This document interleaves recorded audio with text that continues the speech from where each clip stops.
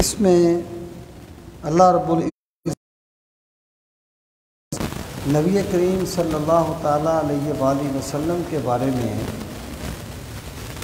ان باتوں کا تذکرہ فرمایا جو اللہ تعالیٰ نے حضرت موسیٰ علیہ السلام سے فرمائی تھی۔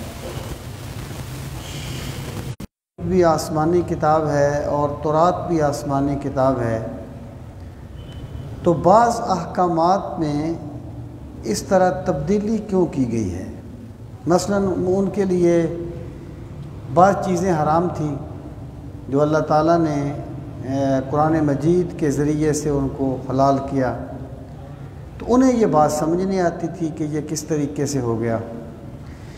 تو اللہ رب العزت نے ان کے ان شبہات کا ازالہ کرنے کے لیے انہیں وہ عہد یا وہ باتیں یاد دلائیں جو اللہ تعالیٰ نے حضرت موسیٰ علیہ السلام سے اس وقت فرمائی تھی جب حضرت موسیٰ نے اللہ تعالیٰ سے یہ عرض کیا تھا کہ پروردگار عالم مجھے دنیا میں بھی رحمت ہمیں عطا فرما اور آخرت میں بھی رحمت عطا فرما۔ تو اللہ پاک نے یہ فرمایا تھا کہ میں اس دنیا میں تو اپنی رحمت ان کو دوں گا جو تقوی اختیار کریں گے اور زکوٰۃ دیں گے، اور پھر فرمایا الذین یتبعون الرسول النبی الامی، کیونکہ حضرت موسیٰ علیہ السلام کی امت نے آگے چلنا تھا اور یہ خطاب آپ کی وساطت سے تمام لوگوں سے تھا، تو اس لیے حضرت موسیٰ علیہ السلام پہ اللہ تعالیٰ نے یہ بات واضح فرما دی کہ میری رحمت ان لوگوں کے لیے ہوگی کہ جن کی زندگی میں وہ نبی امی صلی اللہ علیہ وسلم تشریف لے آئیں، تو جب تک وہ ان پر ایمان نہیں لائیں گے اس وقت تک وہ میری رحمت کے مستحق نہیں ٹھہریں گے۔ یعنی ان کی بعثت سے پہلے جو بندہ آپ کی شریعت پہ عمل کرے گا اس پر میری رحمت ہوگی، اور جب ان کی بعثت ہو جائے گی تو پھر یہ کہنا کافی نہیں ہوگا کہ ہم بنی اسرائیل میں سے ہیں اور ہم فلاں پیغمبر کو ماننے والے ہیں، پھر اس وقت رحمت اسی کو ملے گی جو اس نبی امتی جو اس نبی امی کی غلامی کے دائرہ میں آ جائے گا۔ تو گویا اس وقت جو یہود تھے نا سرکار کے زمانے میں، جن کا یہ دعویٰ تھا کہ ہمیں کیا پڑی ہے کہ ہم ان کی اتباع کریں، ہم ان کی غلامی کریں، جبکہ ہم تو خود اللہ کے چہیتے ہیں، اللہ کے لاڈلے ہیں، ہمیں کیا پڑی ہے؟ تو اللہ پاک نے ان پر یہ بات واضح فرمائی کہ یہ اللہ تعالیٰ نے اسی وقت واضح فرما دیا تھا کہ تمہاری جتنی بھی فضیلتیں ہیں وہ اس وقت تک ہیں جب تک وہ آخری نبی ظاہر نہیں ہو جائے گا۔ جب اس آخری نبی کا ظہور ہو جائے گا تو پھر تمام عظمتیں ان کے دامن کے ساتھ وابستہ ہو جانے پر موقوف ہوں گی۔ اللہ رب العزت نے اس پس منظر میں یہ یعنی تذکرہ فرمایا، ارشاد فرمایا الذین یتبعون الرسول النبی الامی، کہ وہ لوگ جو اتباع کریں گے رسول کی جو نبی امی ہوں گے۔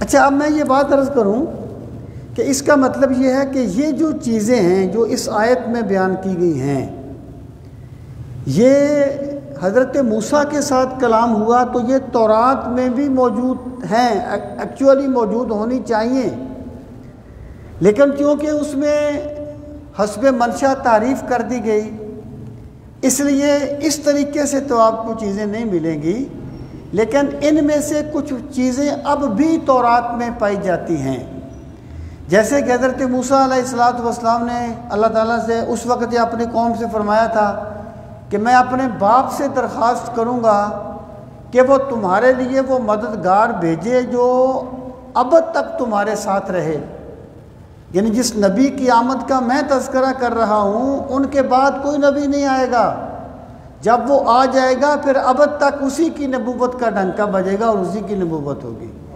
اور پھر آپ نے فرمایا تھا میں اپنے باپ سے درخواست کروں گا وہ تمہارے بھائیوں میں سے بھیجے، یعنی وہ بنی اسرائیل میں سے نہیں ہوں گے، بنی اسماعیل میں سے ہوں گے۔ اس طریقے سے اور بھی بہت سی چیزیں آج تک بھی وہاں پر پائی جاتی ہیں۔ تو اللہ پاک نے ارشاد فرمایا کہ موسیٰ میری رحمت اس وقت ہوگی تمہاری امت کے یا تمہاری جو نسل ہے یا جتنے لوگ ہوں گے ان کے لیے ہوگی الذین یتبعون الرسول، کہ وہ جو پیروی کریں گے رسول کی۔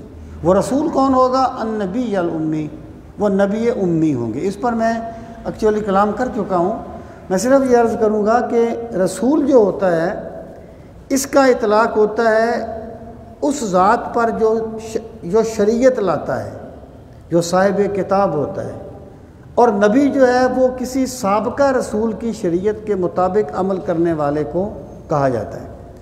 جیسے بنی اسرائیل کے پیغمبر حضرت موسیٰ ہیں، وہ رسول ہیں، ان پر تورات نازل ہوئی، اور بنی اسرائیل میں حضرت یوشع بن نون بھی آئے، وہ عمل کرتے تھے تورات کے مطابق۔ تو حضرت موسیٰ جو ہیں وہ رسول ہیں اور حضرت یوشع بن نون جو ہیں وہ نبی ہیں، ٹھیک ہے۔ اب یہاں پہ رسول کا ذکر کیوں کیا گیا اسپیشلی؟ وہ کہتے تھے کہ تمہاری شریعت میں یہ چیزیں ہماری شریعت سے مختلف کیوں ہیں؟ فروعات میں، اصول تو سب کے ایک ہیں نا، فروعات میں یہ مختلف کیوں ہیں؟ تو اللہ پاک نے اس وقت فرما دیا تھا وہ آنے والا رسول ہوگا، اور رسول اپنی شریعت لے کے آتا ہے، وہ کسی سابقہ شریعت کا پابند نہیں ہوتا۔ اس لیے اگر اس میں کوئی فروعی قسم کے اختلافات ہوں یا شریعت میں زمانے کے مطابق کوئی پہلا حکم تبدیل کر دیا گیا ہو تو اس پر کوئی تعجب نہیں کرنا چاہیے۔ مثلا دیکھیں کہ اس شریعت میں دو بہنوں کا ایک نکاح میں جمع ہونا جائز تھا، جبکہ رسول کریم علیہ الصلوۃ والسلام کی شریعت میں یہ جائز نہیں ہے۔ تو اس پر یہود کو اعتراض تھا، تو اللہ پاک نے فرمایا میں نے اس وقت بھی حضرت موسیٰ پر یہ اسی وقت واضح فرما دیا تھا کہ وہ آنے والا رسول ہوگا، اور رسول اپنی شریعت لے کے آتا ہے، لازمی نہیں ہے کہ سابقہ شریعت سے اس کا کوئی حکم مختلف نہ ہو۔ پھر فرمایا النبی الامی، وہ رسول کیسا ہوگا؟ نبی امی ہوگا۔ اچھا، امی سے مراد یہ ہے، یہ بھی یہود پر ایک اتمام حجت ہے۔ وہ اپنے آپ کو کہتے تھے کہ ہم صاحب کتاب ہیں، اور عرب والوں کو کہتے تھے کہ یہ امی ہیں، وَمِنْهُمْ أُمِّيُّونَ، ان میں سے کچھ امی ہیں، اور وہ کہتے تھے کہ لَيْسَ عَلَيْنَا فِي الْأُمِّيِّينَ سَبِيلٌ، ہم پر امیین کے بارے میں کوئی گناہ نہیں ہے۔ یہود نے یہ بات بنا لی تھی کہ یہ جو غیر اسرائیلی ہے نا، ان کے مال ضبط کرنا یہ کوئی گناہ نہیں ہے، یہ دشمن ہیں ہمارے، انہوں نے یہ بات اپنے طور پر بنا لی تھی۔ تو وہ کہتے تھے لیس علینا فی الامیین سبیل، امیین میں ہم پر کوئی حرج نہیں ہے۔ تو یعنی وہ امی کا لفظ جو تھا وہ غیر اسرائیل کے لیے استعمال کرتے تھے۔ تو اللہ پاک نے فرمایا اسی وقت حضرت موسیٰ پہ یہ بات اللہ تعالیٰ نے بیان فرما دی تھی کہ وہ جو رسول ہوگا وہ نبی امی ہوگا، وہ تم میں سے نہیں ہوگا بلکہ امیین میں سے ہوگا یا عربوں میں سے ہوگا۔ ان کے یعنی وہ اپنے خیال کے مطابق ان کو امی کہتے تھے، اور اس کی بہت سی وجوہات ہیں۔ یہ سرکار کے اوصاف میں سے ایک صفت ہے، یعنی یہ ممکن ہے امی کا ایک مطلب یہ بھی کیا گیا ہے کہ ام القریٰ سے ہے، مکہ مکرمہ کو ام القریٰ کہتے ہیں، تمام بستیوں کی اصل۔ اس کا مطلب یہ ہے کہ اس نسبت سے آپ کو امی کہا گیا، یہ بھی ان کا شبہ زائل ہو گیا کہ بنی اسرائیل میں سے کیوں نہیں آیا۔ اور پھر امی اس کو کہتے ہیں کہ جس نے دنیا میں کسی استاد کے پاس بیٹھ کے تعلیم حاصل نہیں کی ہوتی۔ رسول کریم صلی اللہ تعالیٰ علیہ وآلہ وسلم کو اللہ تعالیٰ نے علوم اولین و آخری سکھا دیے، لیکن کسی استاد کے سامنے بیٹھ کے آپ نے تعلیم حاصل نہیں کی۔ ایسا امی کس لیے منت کشے استاذ ہو جو کیا کفایت اس کو اقرا ربک الاکرم نہیں۔ تو یہ بھی ایک سرکار کی نبوت پر دلیل ہے۔ دیکھیں اس وقت تورات انجیل اس طرح نہیں تھی جیسے آج ہمارے پاس قرآن ہے۔ اس وقت تو وہ ان کے علماء کے پاس ہوتی تھی، وہی ان کو پڑھتے تھے۔ وہ یہ بھی مانتے تھے کہ رسول کریم علیہ الصلوۃ والسلام امی ہیں، انہوں نے تورات انجیل نہیں پڑھی، امی ہیں۔ لیکن وہ یہ بھی جانتے تھے کہ تورات و انجیل میں جو کچھ بیان کیا گیا ہے جسے ہم بھی اپنی عوام سے چھپاتے ہیں، یہ نبی امی وہ ساری چیزیں بیان کر دیتا ہے۔ یہ اس پر دلیل ہے کہ انہیں اللہ سکھاتا ہے۔ ان کا علم جو ہے کسی انسان کا مرہون منت نہیں ہے، بلکہ اللہ نے ان کے سینے کو منور کر دیا ہے، اور اللہ نے ان کے سینے کو علوم اولین و آخرین سے معمور فرما دیا ہے۔ تو امی کا ذکر اس لیے کیا گیا ہے۔ فرمایا پھر اگلی اس کی نشانی کیا بیان کی گئی تھی؟ الذی یجدونہ مکتوبا عندہم فی التوراۃ والانجیل، وہی نبی امی الرسول، الذی جو کہ یجدونہ، وجد یجد وجدان کا معنی ہے پانا۔ اب کہتے ہیں میرا وجدان یہ کہتا ہے، مطلب میری چھٹی اس چیز کو دریافت کرتی ہے۔ یجدونہ وہ اس کو پاتے ہیں، مکتوباً لکھا ہوا، عندہم اپنے پاس، فی التوراۃ والانجیل، تورات میں بھی اور انجیل میں بھی۔ ویسے تورات جو ہے نا اس کا لفظی معنی قانون ہے، قانون عبرانی زبان کا لفظ ہے، اور انجیل کا لفظی معنی بشارت ہے۔ یعنی تورات کی اصل تو احکام عشرہ تھے، اور حضرت عیسیٰ علیہ السلام کو جو کتاب دی گئی وہ ہے انجیل، جس کا معنی ہے بشارت۔ مطلب یہ ہے کہ حضرت عیسیٰ علیہ السلام کی بعثت کا اولی مقصد یہ تھا کہ انہوں نے نبی آخر الزمان کی بشارت کا اعلان کرنا تھا، انہوں نے نبی آخر الزمان کی بشارت دینی تھی۔ اللہ پاک فرماتا ہے یہ جو نبی ہیں یہ کوئی اجنبی حیثیت سے نہیں آ گئے، بلکہ تمہاری کتابوں میں ان کا اوصاف و کمالات درج کر دیے گئے ہیں، اور تم انہیں اپنی کتابوں میں لکھا ہوا پاتے ہو، تم انہیں پاتے ہو لکھا ہوا اپنے پاس، تورات میں بھی پاتے ہو اور انجیل میں بھی پاتے ہو۔ یہ بات اکثر آتی رہتی ہے، اور اس سے ایمان کو جلا ملتی ہے کہ رسول کریم صلی اللہ تعالیٰ علیہ وآلہ وسلم کی جو ذات گرامی تھی، اللہ تعالیٰ نے اس طرح آپ کا ذکر کیا تھا پہلی کتابوں میں کہ بہت سے لوگ آپ کا انتظار کرتے کرتے دنیا سے چلے گئے۔ وہ جو طبع بادشاہ تھا اس نے جو کیا تھا آپ جانتے ہیں، وہ کس طریقے سے وہ علماء گزرتے گئے دنیا سے سرکار کے انتظار میں۔ حضرت عاصم کہتے ہیں کہ وہ کہتے ہیں کہ جب انہوں نے اسلام قبول کیا نا، پھر انہوں نے بتایا، کہتے ہیں لوگوں پتہ میں نے اسلام کیوں قبول کیا؟ لوگوں نے کہا بتاؤ؟ کہنے لگے یہاں پر شام سے ایک بوڑھا آ کے آباد ہوا، اور شام بڑا سرسبز علاقہ تھا، فلسطین شام کا علاقہ بڑا سرسبز تھا۔ تو مدینہ منورہ جس کو اس وقت یثرب کہتے تھے، وہاں تو پہاڑیاں تھیں، پتھریلی زمین تھی۔ کہتے ہیں ایک بوڑھا آ کے آباد ہو گیا، اور ہم نے اتنا نیک آدمی پہلے نہیں دیکھا تھا، بڑی نماز پڑھتا تھا، جیسا اس کا مذہب تھا یہودی تھا، بڑا نیک آدمی تھا، یہاں تک کہ وہ بیمار ہو گیا، اس کی موت کا وقت آ گیا۔ ہم نوجوان تھے 3-4، ہم ان کے پاس جاتے تھے، ہم چلے گئے۔ کہنے لگا کیا تمہیں پتہ ہے کہ میں شام کی سرسبز و شاداب زمین چھوڑ کے اس پہاڑی علاقے میں کیوں آ گیا ہوں؟ ہم نے کہا نہیں۔ کہنے لگا ہماری کتابیں بتاتی ہیں آخری نبی کی بعثت کا زمانہ قریب ہے۔ میں نے اپنا علاقہ چھوڑا کہ ہمیں بتایا گیا ہے کہ یہ ان کا جائے ہجرت ہے، وہ ہجرت کر کے یہاں آئیں گے، یہ ان کی جائے ہجرت ہے۔ میں نے اپنا علاقہ چھوڑ دیا، شاید مجھے اس نبی کا دیدار نصیب ہو جائے، شاید مجھے ان کی زیارت نصیب ہو جائے، میں ان پر ایمان لے آؤں، لیکن میری زندگی نے وفا نہیں کی۔ انہوں نے کہا تھا نا کئی سسیاں رول تھلا مویاں مینڈے پنوں کو واجہ مار دیا، کئی سسیاں، خواجہ غلام فرید کے شعر ہیں، کئی سسیاں رول تھلا مویاں مینڈے پنوں کو واجہ مار دیاں، کئی ہیراں کھا زہرا مویاں مینڈے رانجن دا نام جتار دیاں۔ کئی سسیاں وچ تھلا رلیاں مینڈے ماہی وال دا نام پکار دیاں تے دو جگ وچ دماں پیاں نے میرے اس عربی دلدار دیاں۔ اس نے کہا میں آیا تھا ان کا دیدار کرنے کے لیے، میری قسمت نے وفا نہیں کی۔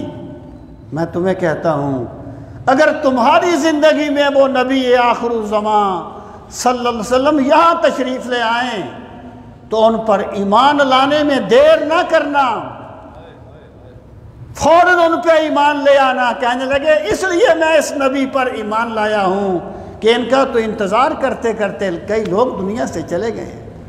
اللہ پاک فرماتا ہے یہ وہی نبی ہیں جن کا تذکرہ تمہاری تورات و انجیل میں پایا جاتا ہے۔ اب دیکھیں انہوں نے تبدیلی کی۔ مثلا جب ہم پڑھتے تھے دارالعلوم میں کوئی 85 86 87 کے لگ بھگ، اس وقت جو تورات تھی اس میں 10,000 کا فگر تھا کہ وہ کوہ سینا سے طلوع ہوا، 10,000 قدسیوں کے جھرمٹ میں آیا۔ اب 10,000 فتح مکہ کے موقع پر تھے، انہوں نے اس کو بدل کے اب 10 لاکھ کر دیا ہے۔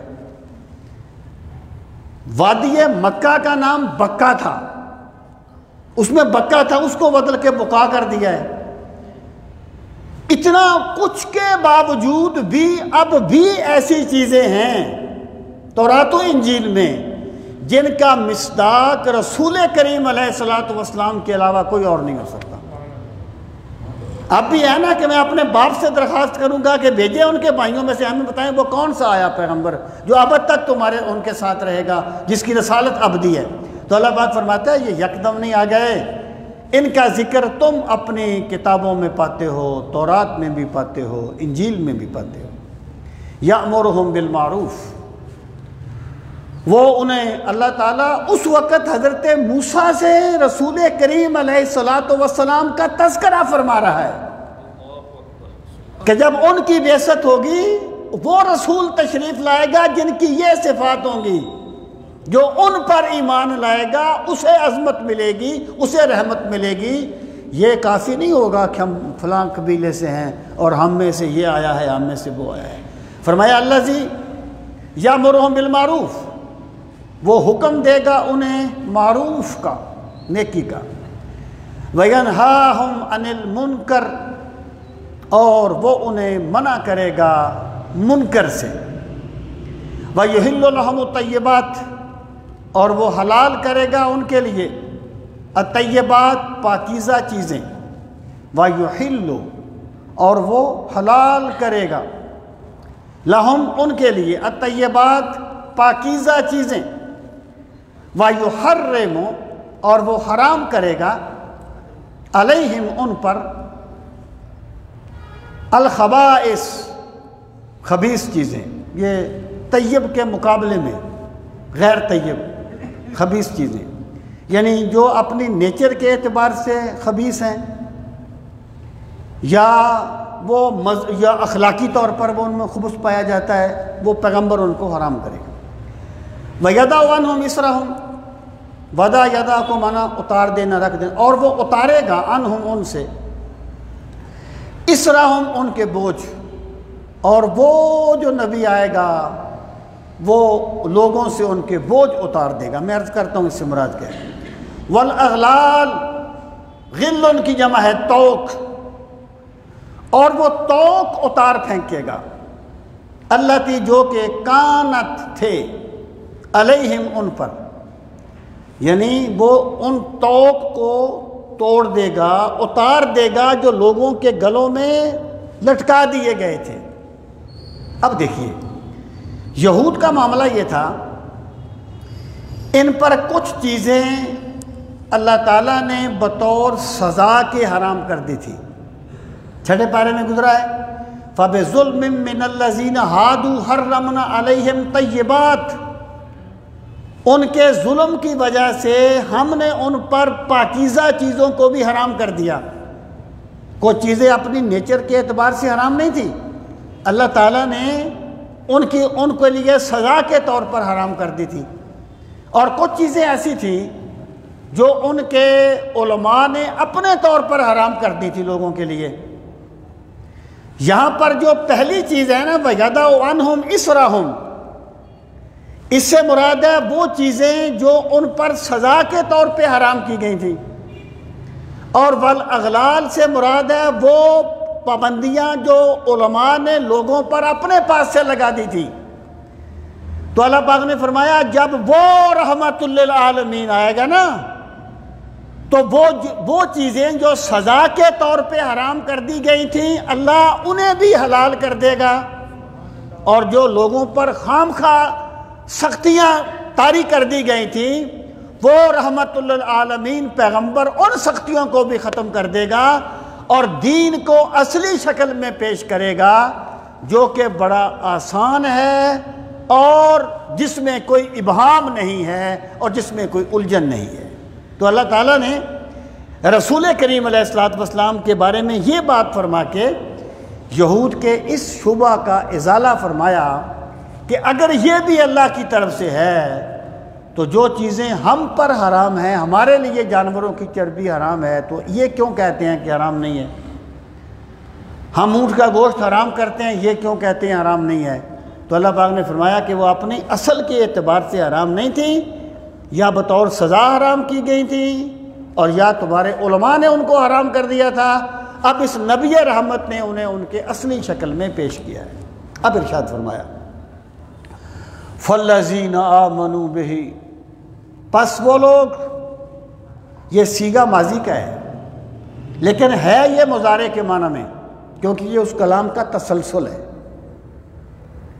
اگر اس وقت کو لے کر اسے ماضی کے معنی میں بھی کیا جائے تب بھی ابہام نہیں ہے، لیکن یہ حضرت موسیٰ سے کلام ہو رہا ہے۔ جیسے دیکھیں نا اذا السماء انفطرت، انفطرت ماضی کا صیغہ ہے، مضارع کا نہیں ہے، ذکر قیامت کا ہے۔ جب آسمان پھٹ جائے گا، لفظ ترجمہ کیا جب آسمان پھٹ گیا، صیغہ تو ماضی کا ہے لیکن مراد اس سے کیا ہے؟ مضارع، یہ عربی زبان کا ایک اسلوب ہے۔ یہاں پر بھی یہ صیغے ماضی کے ہیں لیکن ہیں یہ مستقبل کے معنی میں، مضارع کے معنی میں۔ فرمایا اے موسیٰ فَالَّذِينَ آمَنُوا بِهِ، پس وہ لوگ جو ایمان لائیں گے اس نبی امی صلی اللہ علیہ وسلم پر، وَعَزَّرُوهُ، تعزیر کہتے ہیں غایت التعظیم، اور اس نبی کی حد سے بڑھ کر احترام کریں گے، اس نبی کی حد سے بڑھ کر عزت کریں گے۔ وَنَصَرُوهُ، نفسی معنی کیا ہے؟ اس کی مدد کریں گے۔ ایکچولی مدد جو ہے نا، ان تنصروا اللہ ینصرکم، اگر تم اللہ کی مدد کرو گے تو اللہ تمہاری مدد کرے گا۔ تم کیا اللہ کی مدد کرو گے؟ بندہ کیا اللہ کی مدد کرے گا؟ بندے کی حیثیت کیا ہے؟ یہ ایک اسلوب ہے کہ لوگوں، جس بندے نے میرے دین کا کام کیا وہ یہ سمجھے کہ میں نے اللہ کی خدمت کی ہے۔ مدد کا لفظ میں نے اب بھی نہیں بولا، میں نے خدمت کی ہے۔ تو نصروہ سے مراد یہ ہے کہ جو میرے پاک نبی صلی اللہ تعالی علیہ وآلہ وسلم کے دین میں ان کے دست و بازو بن جائیں گے اور ان کے دین کی خدمت کریں گے۔ اس کا مطلب یہ ہو گیا جس بندے نے رسول کریم صلی اللہ تعالی علیہ وآلہ وسلم کے مشن کی خدمت کی، وہ یہ سمجھے میں نے سرکار مدینہ کی خدمت کی ہے، میں نے رسول کریم علیہ السلام کی خدمت کی ہے۔ وَنَصَرُوهُ، اور وہ مدد کریں گے ان کی، یعنی ان کے دین کی۔ پھر فرمایا وَاتَّبَعُوا النُّورَ الَّذِي أُنزِلَ مَعَهُ، وَاتَّبَعُوا، اور وہ پیروی کریں گے، النور، اس نور کی، الذی، جو کہ انزل، اتارا گیا، معہ، ان کے ساتھ۔ یہاں یہ نہیں کہا گیا کہ وہ اس کتاب کی پیروی کریں گے جو ان کے ساتھ اتارا گیا، مطلق رکھا گیا، الذی انزل معہ۔ اس کا مطلب یہ ہے کہ وہ رسول ایسا ہوگا، وہ جو بھی بات کرے گا اپنی مرضی سے نہیں کرے گا، اللہ کا نور اس پہ اترے گا، وہ اسی کا اظہار کرے گا۔ وہ جو حضرت موسیٰ نے اس وقت کہا تھا نا کہ اللہ تعالیٰ، مفہوم بیان کر رہا ہوں، الفاظ نہیں ہیں، اللہ تعالیٰ اس نبی کے منہ میں اپنا کلام ڈالے گا، یہ اس کی طرف اشارہ ہے. وَاتَّبَعُوا النُّورَ الَّذِي، اور وہ پیروی کریں گے اس نور کی، الَّذِي أُنزِلَ مَعَهُ، جو کہ اتارا گیا ہوگا ان کے ساتھ. أُولَئِكَ هُمُ الْمُفْلِحُونَ، یہی وہ لوگ ہوں گے جو کامیابی پانے والے ہوں گے. اللہ یہ نہیں دیکھے گا کہ یہ کس قبیلے سے تھا. یہود کہتے تھے ہم بنی اسرائیل ہیں، ہم پیغمبروں کی اولاد ہیں. اللہ فرماتا ہے میں یہ نہیں دیکھوں گا کس خاندان سے ہے، میں یہ دیکھوں گا میرے نبی کے قدموں میں گیا کون ہے. اب یہ چار چیزیں ہیں، ان پر بڑی لمبی بحث ہو جاتی ہے، میں صرف مفہوم عرض کرتا ہوں. پہلی بات یہ فرمائی فَالَّذِينَ آمَنُوا بِهِ، ان پر ایمان لانے، جو کچھ انہوں نے فرمایا اس کو مان لیں. پھر فرمایا وَعَزَّرُوهُ، اس کی تعظیم کریں گے. یہ ایمان کا لازمی نتیجہ ہے. یعنی بندے کو جہاں سے کچھ ملتا ہے بندہ اس کی عزت کرتا ہے. ایک بندہ اپنے باپ کا احترام کرتا ہے نا، کس لیے؟ باپ اس کے وجود کا ذریعہ ہے. ایک بندہ اپنے استاد کا احترام کرتا ہے، استاد علم کا ذریعہ ہے. تو جو ایمان کا ذریعہ ہوگا ان کی کتنی عزت کی جائے گی. یہ رسول کریم علیہ السلام کی تعظیم شخصیت پرستی نہیں ہے، یہ ایمان کو ایمان سمجھنے کا ثمرہ ہے. یہی وجہ ہے جس نے جتنا ایمان جس کو مل گیا اس نے اتنی ہی تعظیم رسول کریم علیہ السلام کی. پھر فرمایا وَنَصَرُوهُ، کہ صرف یہ بھی میں سمجھتا ہوں یہ بھی تعظیم کا لازمی نتیجہ ہے. اگر ایک بندہ واقعی کسی بندے کا احترام کرتا ہے تو وہ اس بندے کی بات تو مانے گا نا. جس مقصد کے لیے وہ بندہ اپنے آپ کو صرف کرتا ہے وہ اس مقصد میں لگ جائے گا نا. تو نصرہ سے یہ مراد ہے کہ وہ اس کے دین کی خدمت کریں گے. پھر دیکھیں بڑی سمپل سی بات ہے، اللہ کا دین کسی کا محتاج نہیں ہے. اللہ کا دین ہمارا محتاج، کسی کا محتاج، ہم اللہ کے دین کے محتاج ہیں. اللہ تعالیٰ اور کسی کو کھڑا کر دے گا. اگر اللہ کو کسی نے اپنے دین کی کسی پہلو سے کوئی خدمت کی سعادت بخشی ہے تو وہ مولا کا شکر ادا کرے کہ مالک تو مجھ سے یہ خدمت دے رہا ہے، ورنہ تو کسی اور سے بھی لے سکتا تھا. لیکن یہ ہے کہ بندہ سونے سے پہلے ذرا سوچ ضرور لے کہ آج میں نے دین کے لیے کیا کیا ہے، آج میں نے اللہ کے دین کے لیے کیا کیا ہے پورا دن، یا میری زندگی میں کتنا حصہ ہے دین کا. تو وَنَصَرُوا وَاتَّبَعُوا النُّورَ الَّذِي أُنزِلَ مَعَهُ، اور جو اتباع ہوتا ہے نا، اتباع یہ نقالی کرنے کو نہیں کہتے کہ نقل کر لیا. اتباع کی بنیاد محبت ہے، یعنی ان تفعل مثلہ لأجلہ. دیکھیں نا خوارج تھے نا، خوارج کی عبادت میں کمی نہیں تھی. خوارج راتوں کو نوافل میں جاگنے والے لوگ تھے. ابن عباس کہتے ہیں جب میں گیا تو میں نے دیکھا کہ قرآن کریم کی تلاوت کی آوازیں اس طریقے سے آ رہی تھیں جس طریقے سے شہد کی مکھیاں بن بناتی ہیں، اور راتوں کو نوافل پڑھ پڑھ کے جاگ کے ان کے چہروں کے رنگ سیاہ ہو چکے تھے. اتنی زیادہ عبادت کرتے تھے. مارے کس لیے گئے ہیں؟ ان میں محبت کا عنصر نہیں تھا. نقالی کو اتباع نہیں کہتے، اتباع کہتے ہیں محبوب کی محبت میں وہ کام کرنا جو محبوب نے کیا ہے. میری زندگی بھی عجیب ہے، میری بندگی بھی عجیب ہے، جہاں مل گیا تیرا نقش پا وہیں میں نے کعبہ بنا لیا. وَاتَّبَعُوا النُّورَ الَّذِي أُنزِلَ مَعَهُ سے مراد یہ ہے انہیں اتنی محبت ہو جائے گی کہ جو کچھ انہوں نے کیا ہوگا وہ سرکار کی محبت میں وہ کریں گے. اللہ پاک نے فرمایا جن لوگوں نے یہ کام کیے نا، میں اعلان کرتا ہوں اولئک هم المفلحون، وہی لوگ کامیابی پانے والے ہوں گے. وہ دنیا میں بھی کامیابی پائیں گے اور آخرت میں بھی کامیابی پائیں گے. اب ارشاد فرمایا قُلْ يَا أَيُّهَا النَّاسُ إِنِّي رَسُولُ اللَّهِ عَلَيْكُمْ جَمِيعًا. اب اس میں سرکار کی رسالت عامہ کو بیان کیا. اس کا ربط بڑا واضح ہے کہ حضرت موسیٰ کا ذکر ہو رہا تھا حضرت موسیٰ کی ایک دعا کا ذکر آیا، اس کے جواب میں یہ توضیحات آ گئی، اس کو استطراد کہتے ہیں علم المناسبہ میں، استطراد، یہ چیزیں آ گئی۔ اب فرمایا لوگوں، اے بنی اسرائیل، اے دیگر قوموں، یہ میرا جو پیغمبر ہے صلی اللہ علیہ وسلم، یہ صرف بنی اسرائیل کے لیے نہیں آیا، بلکہ یہ تمام انسانوں کے لیے اللہ کا رسول بن کے آیا ہے۔ سب پر لازم ہے کہ ان پر ایمان لائیں۔ یعنی بنی اسرائیل کو دعوت ایمان دینے کے بعد اب اللہ تعالیٰ نے عام لوگوں کو دعوت ایمان دی۔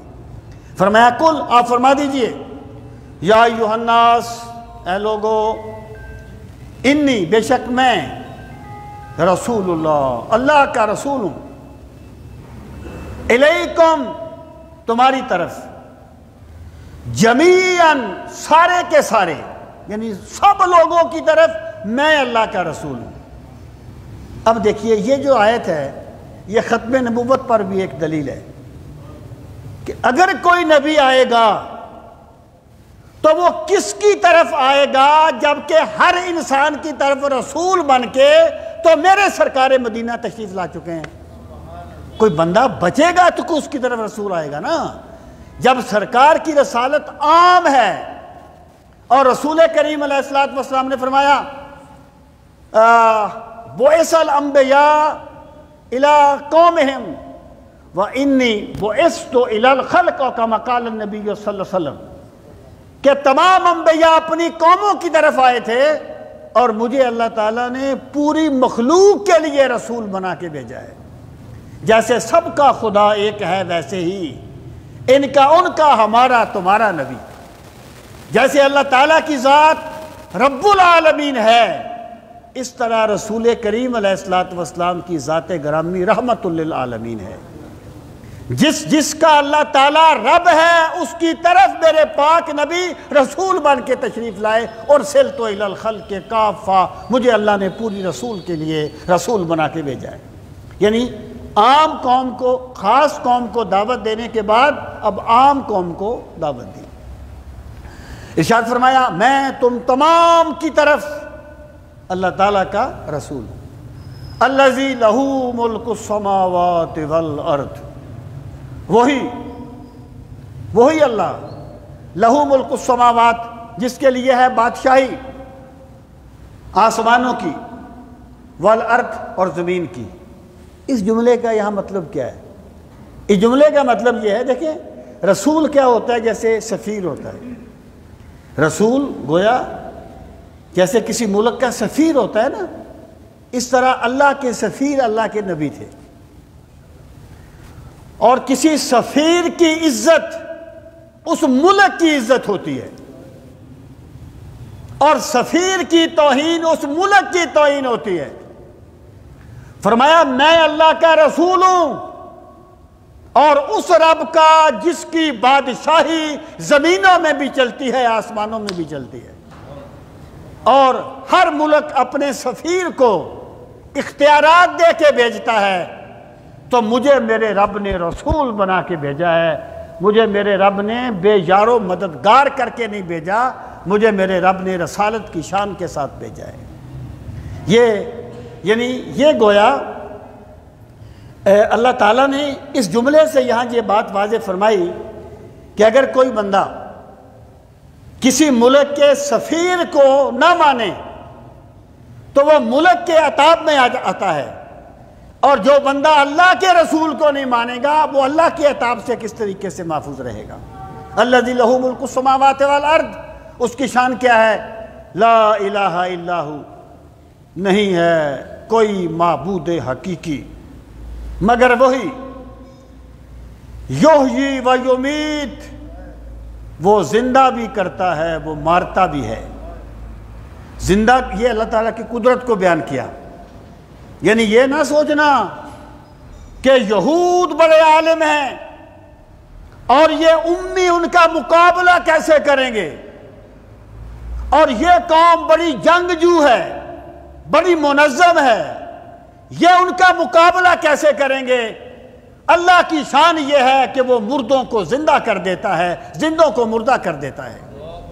تو وہی خدا ان لوگوں کو وہ طاقتیں عطا کر دے گا جو تمہارے وہم و گمان میں بھی نہیں ہیں۔ اٹھا ساقیہ پردہ اس راز سے، لڑا دے ممولے کو شہباز سے۔ اور یہ انہی کا تھا کرشمہ کہ عرب کے بچے کھیلنے جانے لگے سیرگاہ کسریٰ میں شکار۔ یہ انہی کا تھا کرشمہ کہ عرب کے رہزن فاش کرنے لگے جبریل امی کے اسرار۔ الذی یحیی و یمیت، جو زندہ بھی کرتا ہے اور مارتا بھی ہے۔ جس اللہ کی شان یہ ہے نا، اسی اللہ نے اب اپنے رسول کو مبعوث فرمایا ہے۔ اب کیا کرو؟ فآمنوا باللہ ورسولہ، پس ایمان لاؤ اللہ پر اور اس کے رسول پر۔ کون رسول؟ النبی الامی، جو نبی امی ہے جس کا ذکر پہلے آیا تھا، وہی الذی یؤمن باللہ، جو ایمان لایا اللہ تعالیٰ پر، یعنی جو یقین کرتا ہے اپنے رب کی ساری طاقتوں پر، جو یقین کرتا ہے اپنے رب کی ہر شان پر، وَكَلِمَاتِهِ، اور اللہ کی باتوں پر، وَاتَّبِعُوهُ، اور اس رسول کی اتباع کرو، لَعَلَّكُمْ تَهْتَدُونَ، تاکہ تمہیں ہدایت مل جائے، تاکہ تم راہ یاب ہو جاؤ۔ یعنی اللہ تعالیٰ نے سرکار کی رسالت کا ذکر کرنے کے بعد اب لوگوں کو سرکار پر ایمان لانے کی دعوت دی۔ اب دیکھیے، جو لوگ یہ کہتے ہیں کہ جناب نجات کے لیے رسول کریم علیہ السلام پر ایمان لانا ضروری نہیں ہے، بلکہ نجات کے لیے صرف اللہ اور آخرت پر ایمان لانا ضروری ہے۔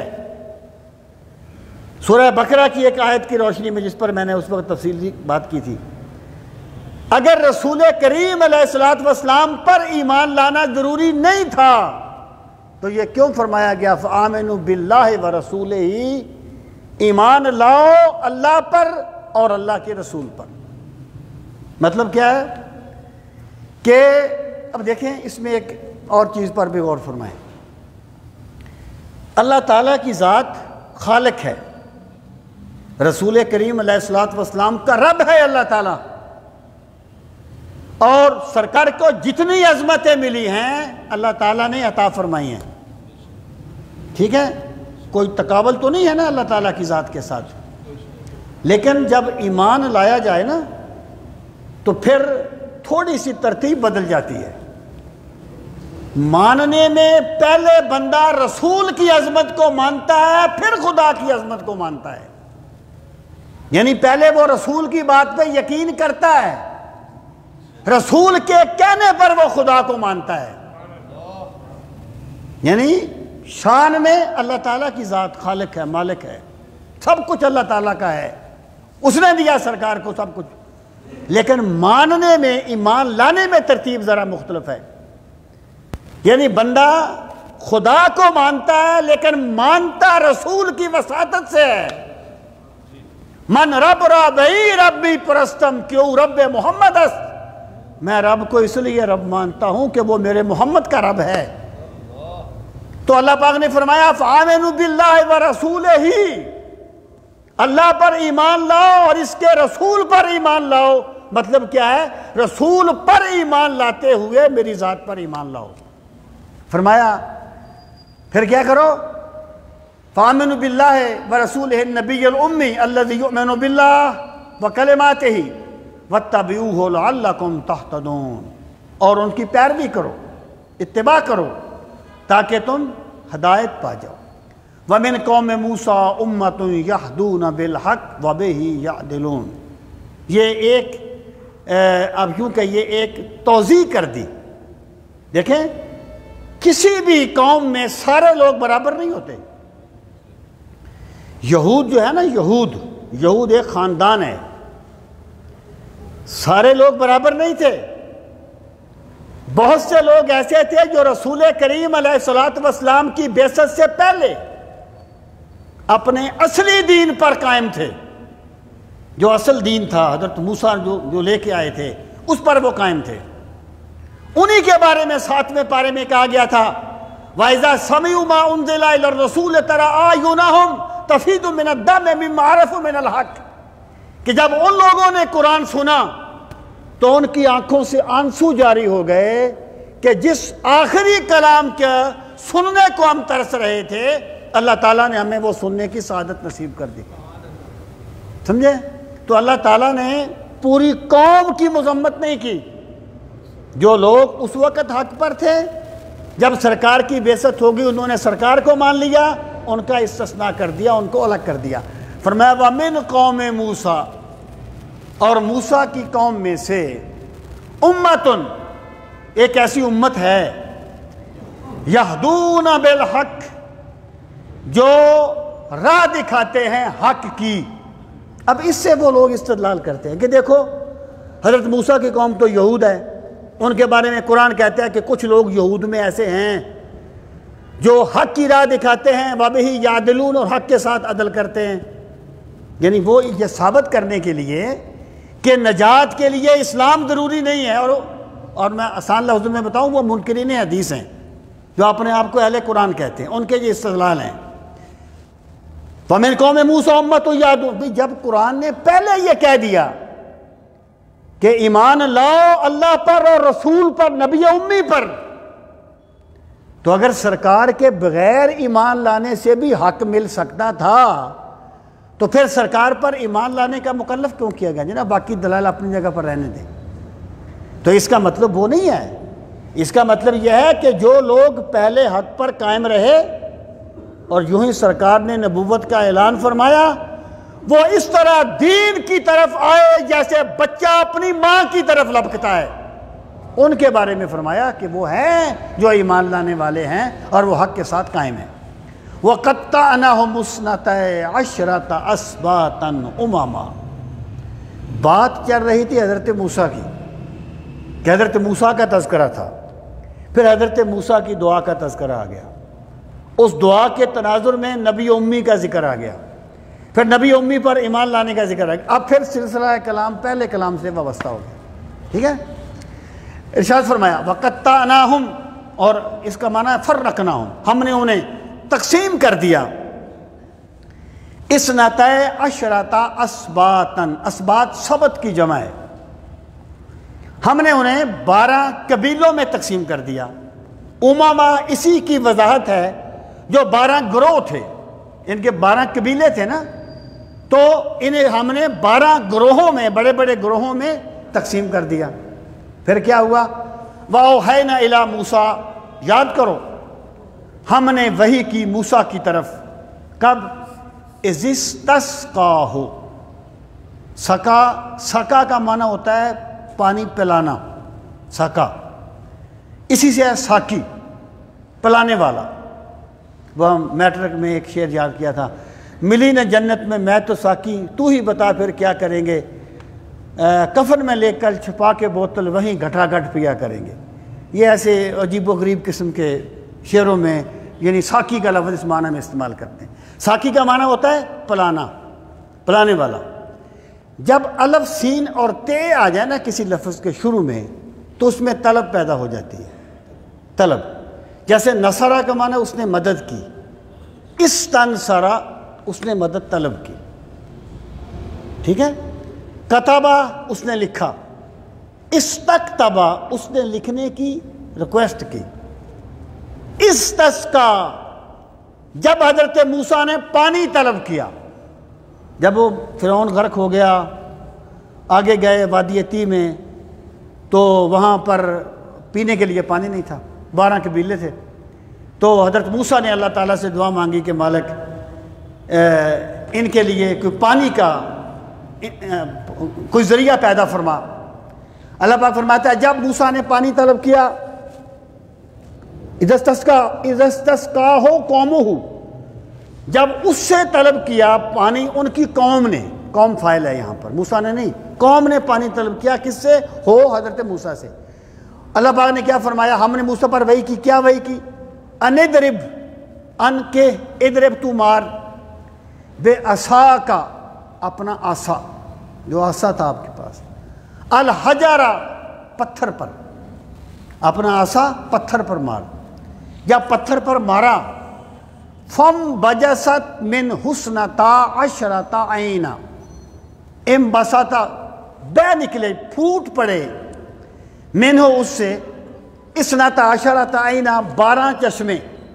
یعنی آپ نے ایسے عصا مارا تو اس سے 12 چشمے پھوٹ پڑے.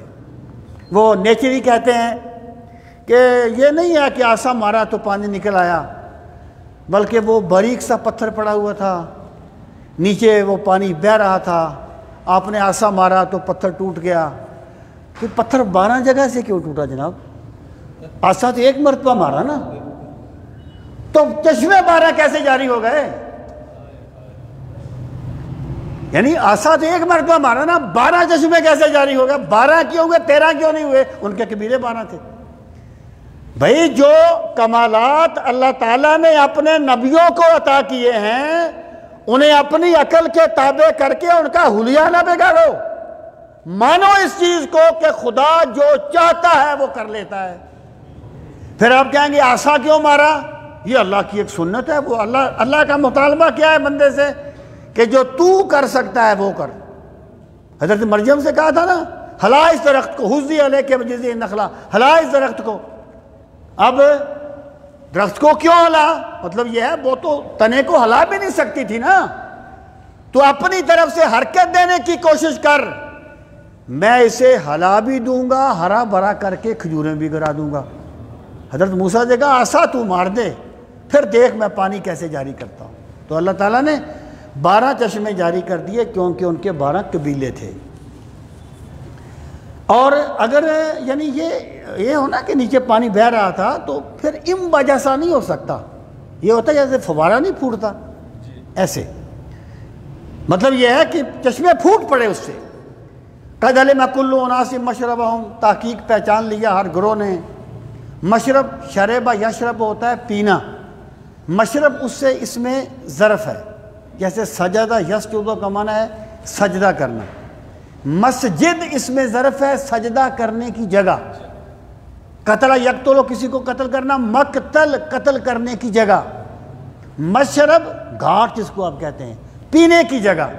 ہر قبیلے نے اپنے گھاٹ کو پہچان لیا. پھر کیا ہوا؟ اللہ پاک فرماتا ہے پھر کیا؟ وَظَلَّلْنَا عَلَيْهِمُ الْغَمَامِ، اور جب تم پر دھوپ برسی تو ہم نے تم پر بادلوں کا سایہ کر دیا. وَظَلَّلْنَا عَلَيْهِمُ الْغَمَامَ، اور ہم نے ان پر سایہ کر دیا بادلوں کا. وَأَنزَلْنَا عَلَيْهِمُ الْمَنَّ وَالسَّلْوَىٰ، اور ہم نے اتارا ان پر من و سلوہ. من بٹیر کی قسم کا ایک پرندہ تھا اور سلوہ کوئی شکر کی قسم کی چیز تھی. یہ وہاں پتوں پر گر جاتی تھی، پرندے آ کے بیٹھ جاتے تھے. پہلے پارے میں اس کا ذکر گزرا ہے.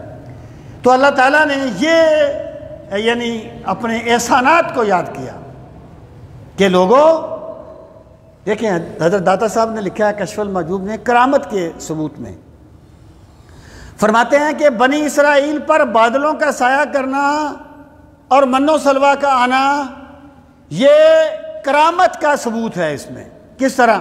آپ کہیں گے یہ تو حضرت موسیٰ کی وجہ سے ہوا تھا.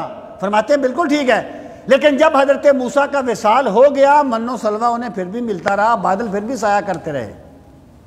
تو گویا ان پر یہ بات واضح کی گئی کہ جب تم میرے کلیم کے ساتھ چلے تھے تو اللہ نے تمہیں یہ عزتیں بخشی تھی. جب تم میرے حبیب کے ساتھ چلو گے تو اللہ تعالیٰ تمہیں کیا عزتیں بخشے گا. وَأَنزَلْنَا عَلَيْهِمُ الْمَنَّ وَالسَّلْوَىٰ، ہم نے ان پر من و سلوہ نازل. اور پھر کیا؟ کُلُوا مِن طَیِّبَاتِ مَا رَزَقْنَاکُمْ، کھاؤ پاکیزہ چیزوں میں سے مَا رَزَقْنَاکُمْ، جو ہم نے تمہیں رزق دیا. یہ ہمارا رزق ہے، اس میں سے کھاؤ. اب انہوں نے کیا کیا؟ انہیں یہ کہا تھا کہ تم نے سٹور نہیں کرنا. یہ ہر الٹا کام کرتے تھے، یہ ایک مشکل ہی کیوں نہ ہوتا. انہوں نے سٹور کرنا شروع کر دیا. تو اللہ پاک فرماتا ہے جب انہوں نے اپنے کرتوتوں کی وجہ سے اللہ کی اس نعمت کو ختم کیا تو انہوں نے ہمارا کچھ نہیں بگاڑا. وَمَا ظَلَمُونَا، انہوں نے ہم پہ کوئی ظلم نہیں کیا. وَلَكِنْ كَانُوا أَنفُسَهُمْ يَظْلِمُونَ، لیکن وہ تھے اپنی جانوں پر ظلم کرنے والے. مراد یہ ہے اے بنی اسرائیل تم آج کہتے ہو کہ اگر یہ ہم میں سے ہوتے تو ہم مان لیتے. اگر یہ پیغمبر بنی اسرائیل میں سے ہوتے تو ہم مان لیتے، تمہاری تو یہ ہسٹری ہے، تم نے تو اپنے پیغمبروں کے ساتھ بھی یہ کیا ہے، تم نے ہمیشہ احکام الہی کا تمسخر اڑایا ہے۔ وَإِذْ قِيلَ لَهُمْ اسْكُنُوا هَٰذِهِ الْقَرْيَةَ، اور جب انہیں کہا گیا اسکنوا سکونت اختیار کرو، هَٰذِهِ الْقَرْيَةَ اس بستی میں، وَكُلُوا مِنْهَا حَيْثُ شِئْتُمْ اور کھاؤ اس میں سے، حیث جس حیثیت سے تم چاہو، یعنی کوئی تم پر پابندی نہیں ہے، کوئی قید نہیں ہے، اس بستی میں داخل ہو جاؤ۔ اریحا کی بستی تھی یا اختلاف مفسرین۔ وَقُولُوا حِطَّةٌ اور کہو حِطَّةٌ، اس کا معنی ہے نغفر، اغفر لنا، اے بارک ہمیں بخش دے، اور تم کہو حِطَّةٌ کہو کہ مالک ہمیں بخش دے۔ وَادْخُلُوا الْبَابَ سُجَّدًا اور داخل ہو جاؤ دروازے میں سجدہ، لفظی معنی ہے سجدہ کرتے ہوئے، لیکن سجدہ کا جو لفظ ہے یہ کبھی کبھی سر کو جھکانے کے لیے بھی لغت میں استعمال ہوتا ہے، شریعت میں نہیں۔ یعنی مجاز میں تو ہم سجدہ کر لیتے ہیں نا جی، ہم نے وہیں سجدہ کیا مجاز میں بڑی تعظیم بجا لانے کے لیے، اور یہ لفظ کبھی کبھی مطلق عاجزی کرنے کے لیے استعمال ہوتا ہے، سجدہ۔ جیسے وہ کہتا ہے، جریر کہتا ہے اذا بلغ الفطام لنا صبی تخر له الجبابر ساجدین، ہمارا قبیلہ اتنا بہادر ہے کہ جب ہمارا بچہ دودھ چھڑانے کی عمر کو پہنچتا ہے تو بڑے بڑے جابر سجدے کرتے ہوئے اس کے پاس آ جاتے ہیں، تو ساجدین عاجزی کرتے ہوئے۔ انہیں کہا گیا تم نے دروازے سے داخل ہونا ہے سر کو جھکاتے ہوئے، پھر کیا ہوگا؟ نغفر لکم، ہم تمہارے گناہ معاف کر دیں گے، تم نے جو کچھ کیا ہے نا ہم انہیں بخش دیں گے۔ نغفر لکم، ہم بخش دیں گے تمہارے لیے، خطیئاتکم، تمہاری غلطیاں، وسنزید المحسنین، یہاں یہ نہیں کہا ہم تمہارے لیے، یہ نہیں کہا نزیدکم، ہم تمہارے لیے زیادہ کر دیں گے، نہیں، ہم محسنین کے لیے زیادہ کر دیں گے۔ محسنین کا معنی ہے مخلصین، مخلص، سین مضارع کو قریب کرنے کے لیے۔ مراد یہ ہے کہ ہمارا جو بھی بندہ ہمارا حکم مانتا ہے، ہم صرف اسے وہی اجر نہیں دیتے جو ہم نے بیان کر دیا ہے، ہم اپنی شان کے مطابق اس میں کہیں اضافہ فرما دیتے ہیں۔ وَسَنَزِيدُ الْمُحْسِنِينَ، اور عن قریب ہم زیادہ کر دیں گے محسنین کے لیے۔ فَبَدَّلَ، پس بدل دیا، الذین، جن لوگوں نے ظلموا، ظلم کیا تھا، منہم، ان میں سے، قولاً، بات کو، غیر، علاوہ، الذی، جو کہ، قیلا، کہی گئی، لہم، ان سے، یعنی انہوں نے کیا کیا؟ بات کو بدل دیا۔ انہوں نے کہا تھا حطۃ کہو، وہ کہنے لگے حنطۃ فی الشعیر، حنطۃ فی الشعیر، کہ گندم اپنے بوسے، وہ اس میں خوشے میں ہے، گندم خوشے میں ہے، لفظ کو بدل دیا۔ انہیں کہا گیا تھا کہ جھکتے ہوئے داخل ہونا ہے، یہ گھسٹتے ہوئے داخل ہوئے، یعنی مشکل کام کرنا ہے لیکن اللہ کے حکم کا مذاق ضرور اڑانا ہے، یہ اس قوم کا مزاج ہے۔ بدل دیا انہوں نے۔ فَأَرْسَلْنَا عَلَيْهِمْ رِجْزًا مِّنَ السَّمَاءِ، پھر ہم نے اتارا ان پر عذاب آسمان سے۔ یہ عذاب کیا تھا؟ طاعون۔ رسول کریم علیہ السلام نے فرمایا، آپ نے فرمایا نا کہ جن موتوں میں بندہ شہادت کی موت مرتا ہے ان میں ایک طاعون کی موت بھی ہے، جو بندہ طاعون سے مر جائے وہ شہید ہوتا ہے، لیکن یہ ان کے لیے شہادت کی موت نہیں تھی، ان کے لیے یہ عذاب تھا۔ سرکار نے فرمایا بنی اسرائیل پر عذاب آیا تھا طاعون کی شکل میں، اب جو بندہ طاعون کے عالم میں بے صبری نہیں کرتا، اگر وہ مر جاتا ہے تو اللہ اسے شہادت کا درجہ عطا فرماتا ہے۔ ان پر طاعون آیا تھا، کیوں آیا تھا؟ بما کانوا یظلمون، بسبب اس کے جو وہ ظلم کیا کرتے تھے۔ یعنی جو لوگ کہتے ہیں کہ وباؤں کا یا پہلی قوموں کی تباہی کا جو اسباب تھے وہ روحانی نہیں تھے، وہ سارے کے سارے مادی تھے۔ یہ طاعون سنا ہے چوہوں سے پھیلتا ہے، بھی ایسا کوئی سبب بن گیا ہوگا۔ اللہ پاک فرماتا ہے ان کے ظلم کے سبب ان پہ یہ عذاب آیا تھا۔ مطلب یہ ہے کہ اگر چوہوں سے بھی آیا تھا تو کسی نے چوہوں کو سبب بنا دیا تھا، اصل عذاب تو اللہ تعالیٰ نے بھیجا تھا نا۔ تو ان پر یہ بات واضح کی گئی کہ یہ تمہاری ہسٹری ہے، یہ تمہارا مزاج ہے، اگر آج تم یہ باتیں کرتے ہو تو اس کی کوئی حقیقت نہیں ہے، کیونکہ تم نے ہمیشہ سے ایسا ہی کیا۔ یہ کیا ہے جی؟ اچھا یہ سن لیں جی کہ مطالعہ فہم قرآن مجید کے حاضہ کے معزز شرکاء کو آگاہ کیا جاتا ہے کہ وہ آئندہ بدھ جب یہاں تشریف لائیں تو ایک کاغذ پر نام، بلدیت، پتہ اور فون نمبر صاف لے کر ساتھ لائیں اور یہاں دے جائیں تاکہ تکمیل دورہ کے بعد حسب معمول ان کی خدمت میں اسناد پیش کی جائیں، نیز رابطہ میں بھی آسانی ہو۔ یہ ویسے زیادہ بہتر ہے۔ میں رائے صاحب سے کہتا ہوں کہ جمعے کے دن جب میں تقریر شروع کرتا تھا تو ایک صاحب یہاں آ کے بیٹھتے تھے، بالکل شروع میں، بالکل میں ابھی خطبہ بھی چند 2-3 جملے پڑھتا تھا، وہ یہاں بیٹھ جاتے تھے۔ اب ہم نے اسے نہیں دیکھا، سال تو ہو گیا ہوگا میرے خیال میں، اللہ جانے وہ کس حال میں ہیں، اللہ ان کو سلامت رکھے۔ لیکن میں کہتا ہوں یار مجھے پتہ ہی ہوتا ہے اس کا نام کیا ہے، اس کا کوئی رابطہ کیا ہے، تو بندہ اس سے رابطہ کرتا۔ تو یہ بھی ایک برادری ہوتی ہے، یہ درس قرآن کا بھی ایک قبیلہ ہوتا ہے، یہ بھی ایک خاندان ہوتا ہے۔ تو یہ بالکل آپ کریں تاکہ اس سے نا ذرا رابطے میں آسانی ہوتی ہے۔ جی آئندہ بدھ کو، آئندہ جی جی میں نے یہ عرض کیا، یہ یعنی آئندہ بدھ کو جب آپ تشریف لائیں تو ایک کاغذ پہ اپنا نام، بلدیت، پتہ کہ آپ کہاں رہتے ہیں اور فون نمبر یہ لکھ کے لائیں، اور واٹس ایپ نمبر یا واٹس ایپ ہو تو بہت زیادہ بہتر ہے، اور وہ یہاں پر آپ سے قاری صاحب وصول کر لیں گے یا کوئی ساتھی، اس سے ذرا رابطے میں آسانی ہوتی ہے۔ اللہ تعالیٰ سب کو سلامتی نصیب فرمائے۔ الحمدللہ رب العالمین والعاقبۃ للمتقین، الصلاۃ والسلام علی سید المرسلین وعلی آلہ واصحابہ اجمعین۔ ربنا آتنا فی الدنیا حسنۃ وفی الآخرۃ حسنۃ وقنا عذاب النار۔ پروردگار عالم ہم سب کی حاضری اپنی بارگاہ عالی میں قبول و منظور فرما۔ یا اکرم الاکرمین، اپنے بے پناہ کرم کا واسطہ ہمیں قرآن مجید کی نعمت کی قدر کرنے والا بنا دے، ہمیں قرآن کریم کی تلاوت کا ذوق نصیب فرما۔ مالک ہمیں قرآن مجید کو سمجھنے کے جذبے نصیب فرما۔ میرے مالک فہم قرآن کے لیے ہمارے سینوں کو کشادہ فرما۔ میرے مالک اگر تیری پاک کتاب کو بیان کرنے میں کوئی کوتاہی ہو جائے اپنے کرم سے معاف فرما۔ میرے مالک جتنے بھی احباب یہاں تشریف لاتے ہیں سب کو بہترین جزا عطا فرما۔ میرے مالک انہیں اپنی محبت نصیب فرما، انہیں اپنے ذکر کی حلاوتیں نصیب فرما، انہیں دین اور دنیا کی عزتیں نصیب فرما، ان کی تمام پریشانیوں کا مداوع فرما، انہیں ہر طرح کی سلامتی اور آشتی نصیب فرما۔ ربنا تقبل منا انک انت السمیع العلیم وتب علینا انک انت التواب الرحیم۔ وصلی اللہ تعالی علی خیر خلقہ ونور عرشہ وزینۃ فرشہ محمد وعلی آلہ واصحابہ اجمعین آمین برحمتک یا ارحم الراحمین۔ اللہ پاک سب کو جزائے خیر دے دیا، آپ نے وقت دیا، جزاکم اللہ احسن الجزا۔